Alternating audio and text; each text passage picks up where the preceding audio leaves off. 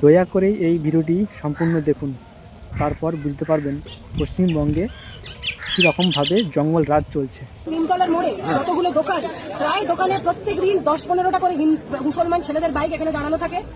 যতজন এখানে দাঁড়িয়ে আছে কেউ রাস্তায় এখানে ভালোভাবে বেরোতে পারে না। ইভেন গোটা টাউনে তাই অবস্থা,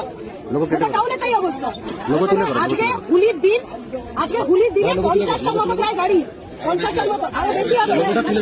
তারপরে 100টার মতো লোক মাথায় টুপি পরা ওখানে এসে এখানে দাঁড়িয়েছে। তার আগে তাল পুকুরে মারপিট করে এসে ওখানে ছেলেটা দাঁড়িয়েছিল। ছেলেটাকে বলছে তুই কি হিন্দু বলে দেখো ওরকম মেরে তার অবস্থা খারাপ করে দিচ্ছে, নার্সিংহোমে ভর্তি করে দিচ্ছে।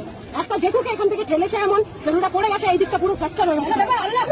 আল্লাহ না এটা ইউপি নয়, বলছে এটা ইউপি নয়, বলছে এখানে আল্লাহু আকবার জয় বাংলা, মানে জয় বাংলা করে কি যাকে খুশি কেটে যায় নাকি এখানে? আজকে এখানে হচ্ছে, কালকে টাউনের ভিতরে হবে, পরশুদিন মানিক তালতে যাওয়া যায় না। আপনারা প্রশাসনের কাছে কি চাইছেন?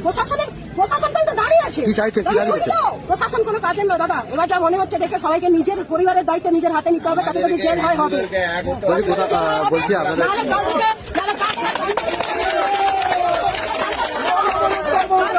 কাজে যদি আমি এখানে